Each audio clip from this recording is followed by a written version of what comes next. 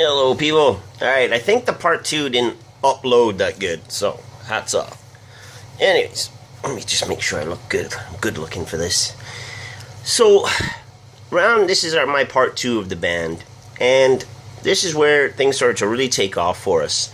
I wanted to start singing, which I started to do, and I was thinking to myself, well, we'd like to get another guitar player, and obviously that would be who I admire more than a brother and love so much, who's been there through thick and thin, has never judged me. That's what I really love about Brad. And Brad Harapiak became the guitar player in the Las Vegas Crypt Keepers. He was a good-looking kid, and he could play guitar below his crotch, hang it down there, hit the chords, rock out, take his shirt off, the girls would go crazy, and that was Brad. And he was a good songwriter, and he loved music.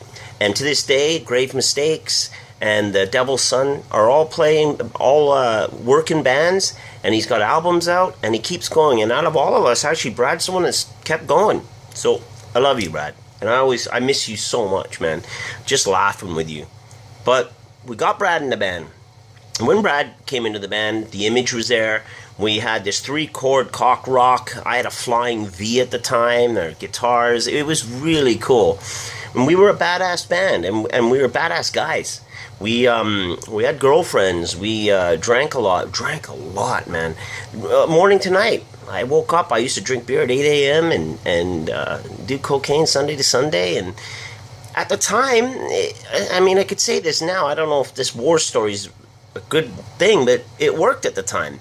It's what we were known for, and if you got close to the fire, you could get burned, but people wanted to touch this fire. And there was people in our little group.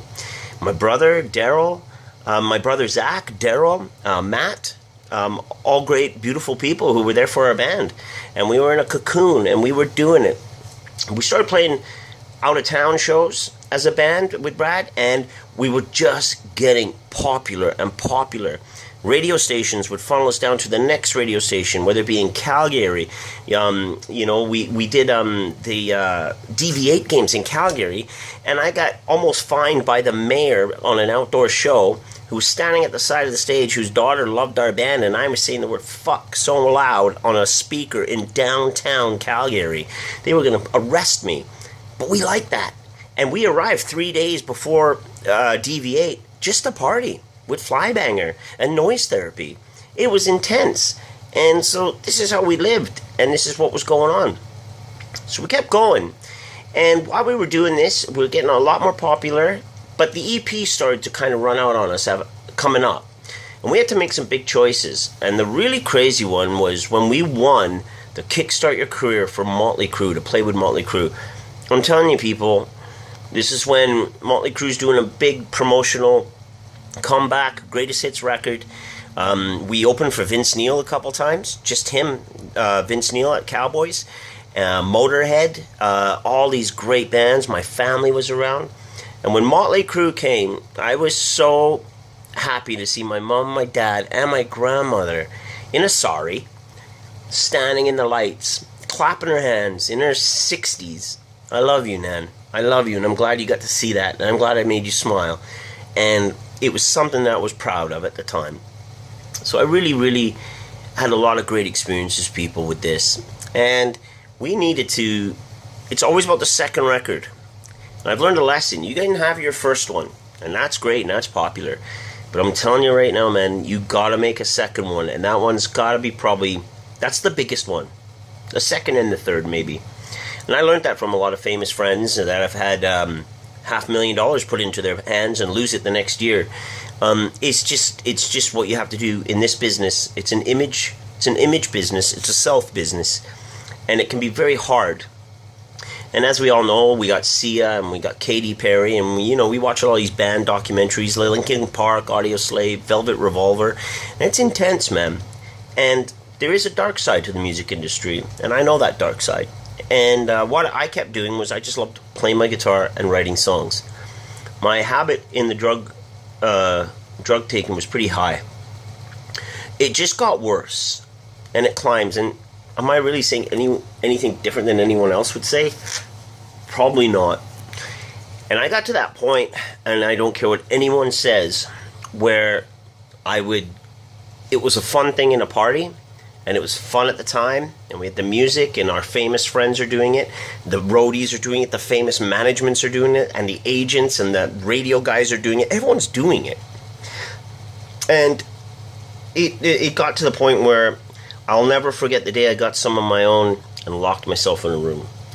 And then I knew this is a problem.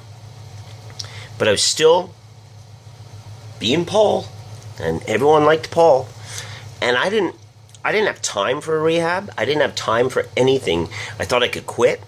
I would lay back a little bit, and then I'd start again. It was just the crew we were in, the motley crew that we were in. And it was getting intense. And through this, we were supposed to make a second record. And Barry Allen and Lane Ramusin, his son, saw us play in Calgary when we won that award for the area awards, best album cover, which is hanging in my brother's house, and that's for my little girl Bella, who's a musician too and an artist, and she can see that you can do things in this business. So we started to, we had to make a new record. We had a lot of new songs. We had full songs. We could play, we had another 13, 15 songs. And we had to do pre-production. So now, we're taking the party off the road, we're taking the cocoon of chaos, and we're going to put it into a serious, giant room, and Barry's sitting there with his clipboard. Go over this song. Go over Mississippi. Go over Dead to You. Lyrics. The chorus could be too long. We're going to cut the solo in half. This was real deal now. Now we got people involved. We got financial people involved. So when they become part of the business, they are part of your business. They are part of the bank. And it was hard at first because we kept the drugs hidden now. And that's where it's not fun. Can we stop? No. So let's hide it and do it in the bathrooms and then come out and rehearse. And that's what we started doing. We sounded great. We were fucking tight, man. I'll tell you what, our band was tight. When we rehearsed, again, some of us didn't have jobs. We would just rehearse all day Saturday, all day Sunday, Monday 5 to 9, Tuesday 5 to 9, Studio City, every day. I didn't even have to look back at the band. We knew how to extend a chorus. We knew how to extend it by the twirl of my hand. It was awesome. So in the end, we kept going, and we wanted to build this. We had management, Keith Rubalak, who did raves, and oh wow, he was awesome too, man. He had so much money behind him. Paul Oakenfold, the Chemical Brothers. I was partying backstage with Paul Oakenfold, doing drugs with the Chemical Brothers. This is just surreal to me. Big, 10,000 seaters. I'm backstage, and hanging out with me and my brother and friends. So it was really, really cool. But inside my heart, I can look back now, and I knew I was developing a problem. And that problem is so real. It's a very real problem. And I'm not judge and jury to anybody on it. I do know this, is that I fell into it. It was really strange. And I was the guy who just said, sure, let me try this. And that's what I did. I could play and I could sing. And I could be there. A little bit of my outer life, though, that what happens with that stuff is it pulls you in tighter and tighter. So my cocoon was smaller and smaller. And then it was an elite couple members of the band. Then it was like a member and just being at the studio listening to vocals, doing cocaine and drinking, just listening to the vocal tracks. Multi-million-dollar studio. Amazing. Barry Allen was amazing. What a producer. Wrote hits in the 60s and 70s. And this guy saw something in us. He actually wanted to record us. He saw us at that gig, the award show, and said, I want to record you. So we started getting pretty intense, and I wouldn't change it for the world. I don't live on regret, because it's a story. Anyone who wants to hold regret or angst on it, they can. But I learned one thing my dad used to say, dust yourself off and keep moving forward, Paul, keep walking. Keep the blood flowing. I remember that saying a lot. And that's what you got to do. So I'm going to go on this one. And we're about to make our record. And that's on part 3. All right. Love you all.